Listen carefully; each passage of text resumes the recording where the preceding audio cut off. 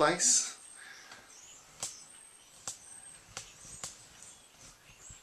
And we're about to hear a fishy speech. So would you please welcome Mr. Mike Dowse. Hey! Hey!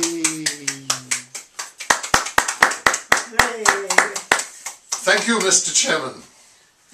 Ladies and gentlemen. But first, if there's anyone who's hard of hearing, there's a place up here at the front.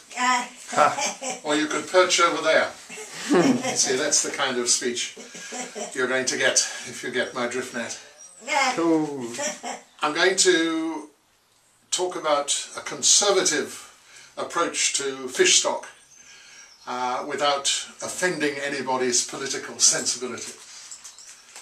And so we don't talk about religion and offend anybody. I promise not to mention monkfish or angelfish or holy mackerel or sole, be it lemon or Dover or eternal or Ray Charles. I shan't break any of the conventions. My central thesis, if you like, my principal purpose, is that when we talk about fish conservation, we're really talking about human conservation, human preservation.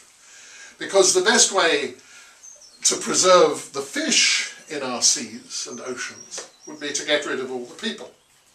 Some people may carpet this or even carpe diem, but I shall not flounder, Mr. Chairman, and I shall certainly not clam up. In the North Sea, every year, 1 million tons of perfectly silver, perfectly edible and perfectly dead fish are discarded. Sorry, I think there was a bone stuck in my notes. No, I'm saying every year, 1 million tons of excellent fish, edible fish, just thrown back into the ocean. A trawler coming into Great Yarmouth or into Hull may have to discard half of its catch. 20 basketfuls of fish, meals for 200 families. We need, Mr. Chairman, to keep a sense of perspective.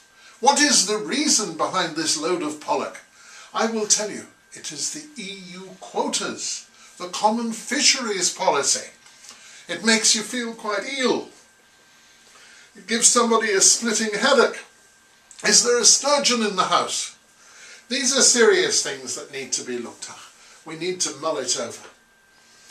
And another problem is, when we go into a fish and chip shop, we're like robots. We always, Mr. Chairman, want the same species. I cod you not.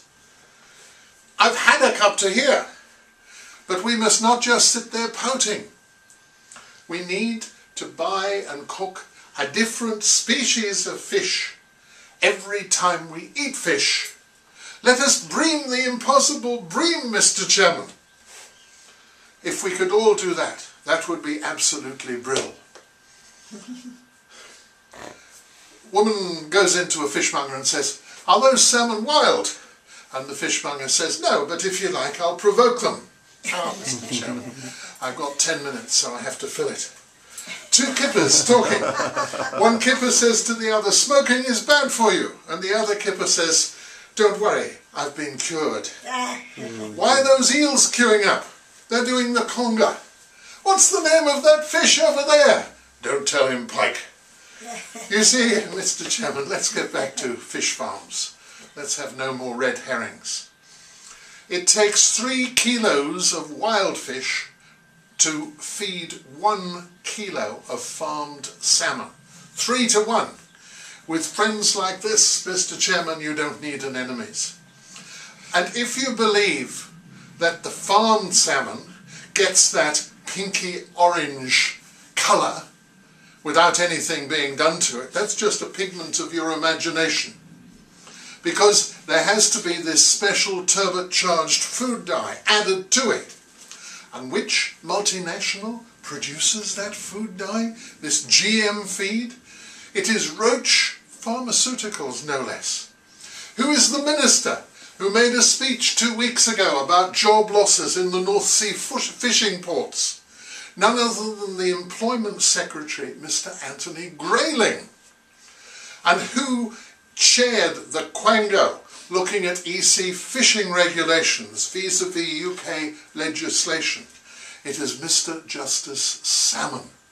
It's enough to warm the cockles of your heart, Mr. Chairman.